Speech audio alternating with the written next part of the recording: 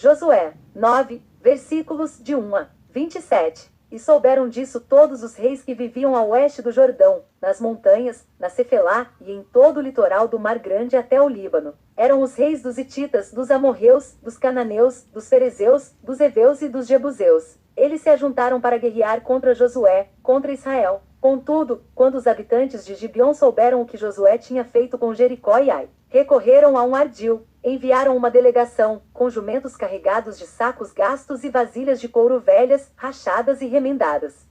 Bom, quando garrafas feitas de couro ficam velhas, elas têm boa chance de se rasgarem.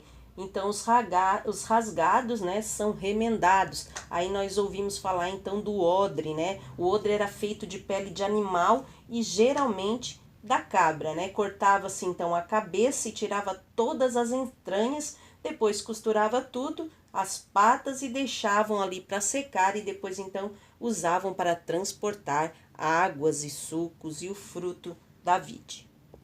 Os homens calçavam sandálias gastas e remendadas e vestiam roupas velhas. Todos os pães do suprimento deles estavam secos e esmigalhados. Foram a Josué, ao acampamento de Gilgal, e disseram a ele e aos homens de Israel: viemos de uma terra distante. Queremos que façam um acordo conosco. Os israelitas disseram aos heveus: talvez vocês vivam perto de nós. Como poderemos fazer um acordo com vocês? Somos seus servos, disseram a Josué. Josué, porém, perguntou: quem são vocês? De onde vocês vêm? Eles responderam: seus servos vieram de uma terra muito distante por causa da fama do Senhor, do seu Deus. Pois ouvimos falar dele, de tudo o que fez no Egito, e de tudo o que fez aos 2 reis dos amorreus a leste do Jordão, Seom, rei de Esbom, e Og, rei de Bazã, que reinava em Asterote. E os nossos líderes e todos os habitantes de nossa terra nos disseram: juntem provisões para a viagem, vão encontrar-se com eles e digam-lhes: somos seus servos,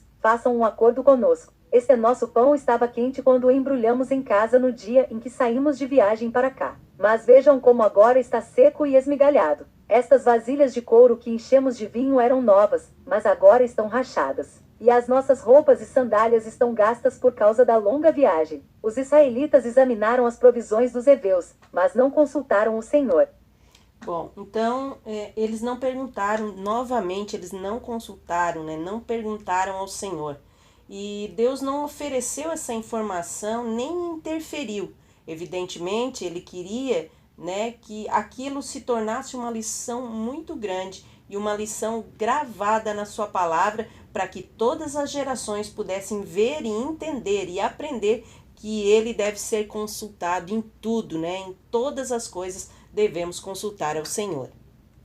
Então Josué fez um acordo de paz com eles, garantindo poupar-lhes a vida, e os líderes da comunidade o ratificaram com juramento. 3 dias depois de fazerem um acordo com os gibeonitas, os israelitas souberam que eram vizinhos e que viviam perto deles. Por isso partiram de viagem, e 3 dias depois chegaram às cidades dos heveus, que eram Gibeon, Quifira, Beerote e Kiriat-Jearim. Mas não os atacaram, porque os líderes da comunidade lhes haviam feito um juramento em nome do Senhor, o Deus de Israel. Toda a comunidade, porém, queixou-se contra os líderes, que lhes responderam: fizemos a eles o nosso juramento em nome do Senhor, o Deus de Israel, por isso não podemos tocar neles. Todavia, nós os trataremos assim.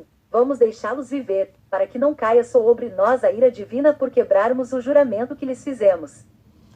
Eles não tinham perguntado, mas isso então explica muitos atos em tempos antigos, quando fazer um juramento era algo sagrado e a palavra do homem valia mais que um contrato de papel. Hoje, infelizmente, sabemos que, como eu já falei, infelizmente, a palavra dos homens pouco vale. Mas naquela época não, era diferente. Se um homem dava sua palavra, era o mesmo que se ele tivesse ido lá num cartório, como os dias de hoje, assinado o contrato, né? E ali ficava valendo, então, da mesma maneira que um contrato no cartório. Era muito sagrado a palavra de um homem naquela época.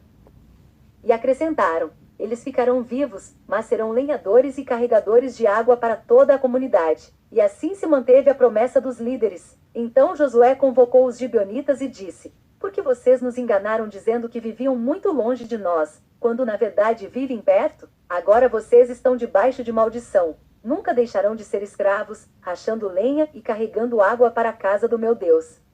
Bom, a maioria do trabalho de buscar água era das mulheres, e o castigo maior eram homens de guerra sendo rebaixados à condição de mulheres. Então, essa era uma grande punição, né? Uma punição humilhante, vamos assim dizer. Mas eles receberam por mentir, né, para o povo de Israel.